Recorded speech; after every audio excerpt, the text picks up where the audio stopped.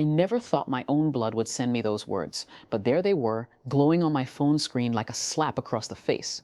The family reunion is for immediate family only. Grandma, you understand my hand started trembling so bad I almost dropped the phone. 73 years walking this earth raised my son Marcus single-handed after his daddy died, worked double shifts at the hospital cleaning floors until my knees screamed, just to put that boy through college, and now his wife Jessica telling me I ain't family enough for the reunion. I planned. I paid for, I organized with my own retirement money, the same money I earned, scrubbing white folks' toilets for 40 years, just so Marcus could have something better. The text came from Jessica, not even Marcus. Too scared to face me himself, I guess Jessica, with her college degree and her fancy ideas about who belongs where, the girl I welcomed into my family taught my grandmama's cornbread recipe, babysat her twins Maya and Malik every weekend so she could have her date nights paid for, her mama's surgery when the insurance wouldn't cover it. And this how she repay me, child. You got another thing coming? If you think this old woman gonna sit quiet and take your disrespect. I've been planning this reunion for 6 months, called my cousin Clara in Chicago, my sister Denise in Detroit, my church family at Mount Olive Baptist, even got cousin Jerome driving down from Philadelphia. All because I wanted our family together, for once thought it was time to celebrate. How far we come, how we survived and thrived, despite everything they tried to do to break us down. But Jessica, she had other plans. Apparently immediate family only like 43 years of raising her husband don't count, like changing his diapers when he was sick, nursing him through nightmares about his daddy dying, working myself to the bone so he could be the first in our family to graduate college. Like none of that made me immediate enough. The reunion was supposed to be at Lake Harmony, 3 days, 2 nights. Beautiful cabins by the water, activities for the children, good food, fellowship, and healing cause. Lord knows our family needed some healing after all. I put down $15,000 of my retirement money to secure those cabins, made all the arrangements, coordinated everyone's schedules, even arranged transportation for the elderly folks who couldn't drive that far. But now Jessica, sitting somewhere thinking she can just erase me from my own family gathering like I'm some stranger off the street. I sat in my kitchen, the same kitchen where I taught Jessica how to make my grandmama sweet potato pie, where she cried to me about being scared of motherhood, where I held her when she lost that first baby before the twins. The same kitchen where she promised me I'd always have a place in their lives, always be family, always be loved and respected. But promises from folks like Jessica about as reliable as paper umbrellas in a thunderstorm. My phone buzzed again. Another message from her. I hope you understand, Grandma. It's nothing personal. We just want quality time with our core family. Understand, nothing personal, child. Let me tell you something about understanding. Been understanding all my life. Understood when white folks told my mama she couldn't use the front door. Understood when they told me I couldn't go to certain schools, certain restaurants, certain neighborhoods. Understood when they paid me half what they paid white women for the same work. But this ain't about understanding, this about respect. And you just showed me you don't have none. I called my best friend, Sister Margaret, from church. Margaret been knowing me since we were both young women struggling to make ends meet, back when Martin Luther King was marching, and we were praying for change in the sanctuary every Sunday. Margaret answered on the second ring like she always do. Ruby, what's wrong, child? She could hear it in my voice before I even said hello. So I told her about the text about Jessica, about how they planning to use my money for a reunion that don't include me. Margaret listened without interrupting the way good friends do, and when I finished, she was quiet for a long moment. Then she said, Ruby, baby, you know what your grandmama used to say, quiet don't mean weak. That's right. I said, feeling something shift inside my chest. Grandmama Pearl used to tell me that when I was little girl getting picked on at school. She said, baby girl, you don't always have to make noise to make your point. Sometimes the quietest move is the strongest move. And Margaret said, Ruby, it's time to make your move. So I got on my computer, the one Marcus set up for me last Christmas, thinking he was being helpful. Probably never imagined I'd use it to protect myself from his own wife. I logged into my bank account, where that $15,000 was sitting, waiting to make their reunion dreams come true. And I started reading every single line of those reservation confirmations, every deposit, every payment plan, every cancellation policy. Turns out, when you book everything under your own name, with your own credit card, you got what they call leverage. The Lake Harmony Resort was real nice about it when I called, explained the situation, how plans had changed, how the family dynamics had shifted. They said they understood completely, could process a full refund within 72 hours minus a small processing fee. But they also said something interesting. They said if I wanted to keep the reservation but change the guest list, that was my right as the primary account holder. My name, my money, my rules. I hung up that phone and sat real still for a minute, thinking about my options, thinking about what Grandmama Pearl would do, thinking about all the lessons she taught me about standing up for yourself without losing your dignity, without becoming like the people who hurt you. And that's when the plan started forming in my mind. Clear as Sunday morning. See, Jessica made one critical mistake in all her scheming. She forgot that this old black woman been surviving things she can't even imagine. Forgot that my people built this country with their bare hands while being told they weren't good enough to eat at the same table. Forgot that I come from a long line of women who knew how to turn the tables when the game got unfair. I called cousin Clara, first told her about the situation, how Jessica tried to exclude me from my own reunion. Clara was so mad she started speaking in tongues right there on the phone. But when she calmed down, she said, Ruby, you know what? We're gonna do? We're gonna show these young folks how family really supposed to work. I called Denise next, then Jerome, then my church sisters, one by one explaining the situation. And one by one they said the same thing, we got your back, Ruby, we family for real. Not just when it's convenient. By Thursday evening, I had a new guest list for Lake Harmony Resort, 15 people who actually knew the meaning of family. 15 people who respected their elders, who understood that just because you get a little education, don't mean you forget where you came from. 15 people who were about to have the most blessed reunion any family ever had. Jessica called me Friday morning, all sweet and syrupy like she always get when she wants something. Grandma Ruby, she said, we wanted to check about the final head count for the reunion. I smiled even though she couldn't see me through the phone. Baby girl, I said, everything all taken care of. Don't you worry about nothing. Just pack your bags and have a good time. She said, thank you, Grandma. You're the best, and hung up, still thinking she pulled one over on this old woman. Saturday morning came bright and clear, perfect weather for a family reunion. I was already dressed in my best blue dress, the one I wore to Marcus' graduation, the one that made me feel like the proud mother. My bags were packed, my heart was light, and my conscience was clear. Because sometimes doing the right thing means letting people learn from their own choices.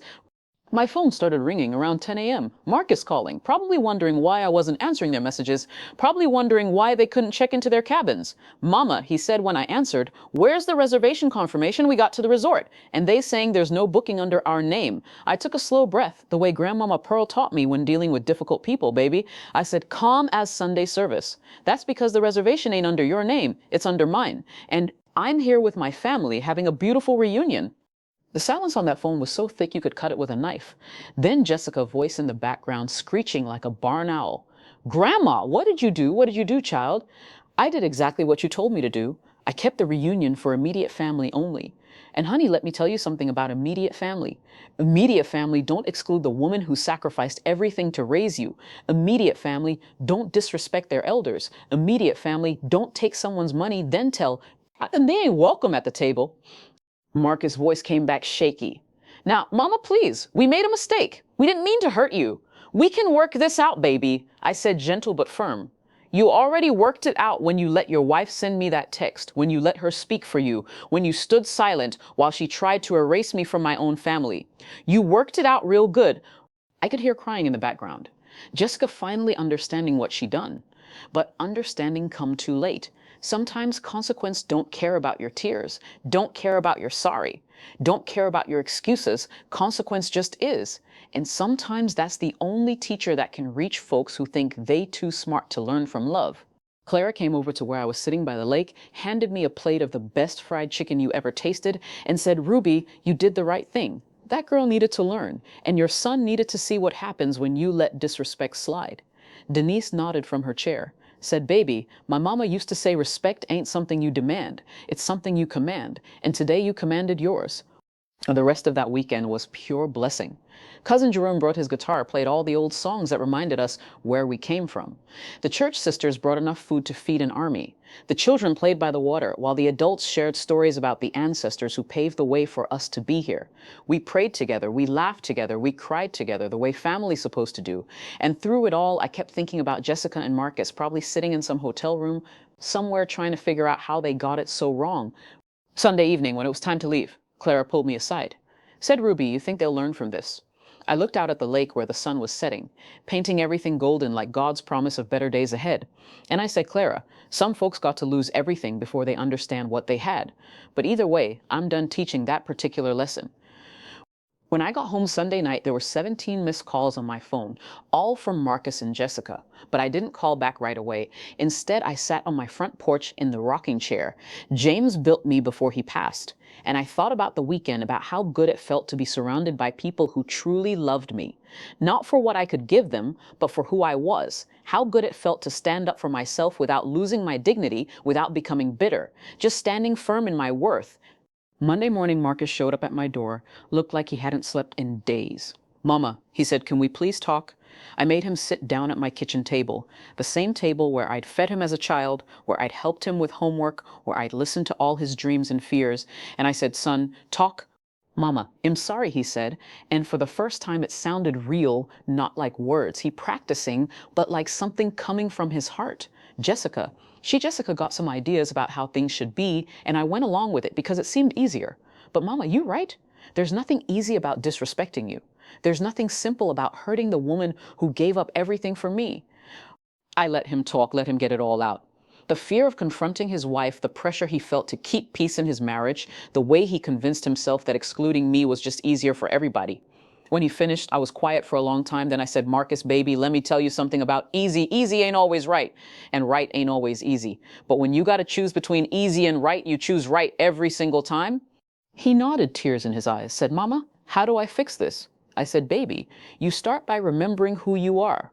You, Marcus Johnson, son of Ruby Johnson, grandson of Pearl Johnson, great-grandson of Sarah Johnson, who picked cotton until her fingers bled, so her children could have better. You come from a line of strong women who never backed down from what's right, and you married a woman who forgot that strength is what built this family." Jessica showed up later that afternoon looking smaller, somehow humbler than I'd ever seen her grandma Ruby. She said, "Can you forgive me?" I looked at this young woman who'd been like a daughter to me for 5 years. This woman who'd shared my kitchen, my recipes, my stories, my love. And I said, "Child forgiveness ain't the question. The question is whether you learned anything from this." She cried, then real tears, not the manipulative kind she used when she wanted something, but the kind that come from genuine remorse. And she said, "Grandma, I was wrong. I was so wrong. I let my pride and my ideas about how things should be make me forget about how things are, how you've always been there for us, how you've earned your place in this family, not because of what you do for us, but because of who you are." I reached across the table, took her hand in mine, the way I'd done so many times before, when she was scared or worried or happy about something, and I said, "Jessica, baby pride come before the fall every time, but grace come after the lesson, if you're willing to receive it." 3 months later, we had another family reunion. This time everybody was invited. Marcus made sure of that. Jessica planned it. But she asked my permission for everything, made sure I approved every detail, made sure I felt honored and respected the way an elder should. And when we all gathered around that table to say grace before the meal, Jessica asked me to do the blessing. I stood up, looked around at all the faces, some related by blood, some related by choice, all related by love. And I said, "Lord, we thank you for this food we about to receive, but mostly we thank you for the lessons you teach us through each other, for the way you use even our mistakes to make us stronger, for the reminder that family ain't just about blood, it's about love and respect and showing up for each other when it matters." After dinner, my granddaughter Maya came and sat beside me on the porch swing, said, "Grandma, I heard about what happened at the lake, about how Mama tried to leave you out, and you showed her what family really means." I said, "Baby girl, what did you learn from that?" And she said, "I learned that quiet don't mean weak, and that standing up for yourself ain't the same as being mean, and that you should never take for granted the people who love you most." I hugged that child close and said, "That's right, baby girl. And don't you ever forget it. Don't you ever let nobody tell you you ain't worth respect. Don't you ever let nobody take your kindness for weakness. And don't you ever be afraid to stand up for what's right, even when it's hard, especially when it's hard." Sitting there on that porch with my granddaughter in my arms, watching my family laugh and talk and enjoy each other, I thought about Grandmama Pearl, how she would have been proud to see me handle this situation with grace and strength, how she would have loved to see the lesson passed down to another generation, how she would have smiled to know that quiet still don't mean weak, and it never will. The reunion, Jessica tried to steal from me, taught me something important. It taught me that my worth ain't determined by other people's opinion of me, that my place in the family ain't something somebody else can take away just because they got the power to exclude me from an event. They can't exclude me from my own history, my own legacy, my own truth. And sometimes the best way to remind people of your value is to let them experience life without it.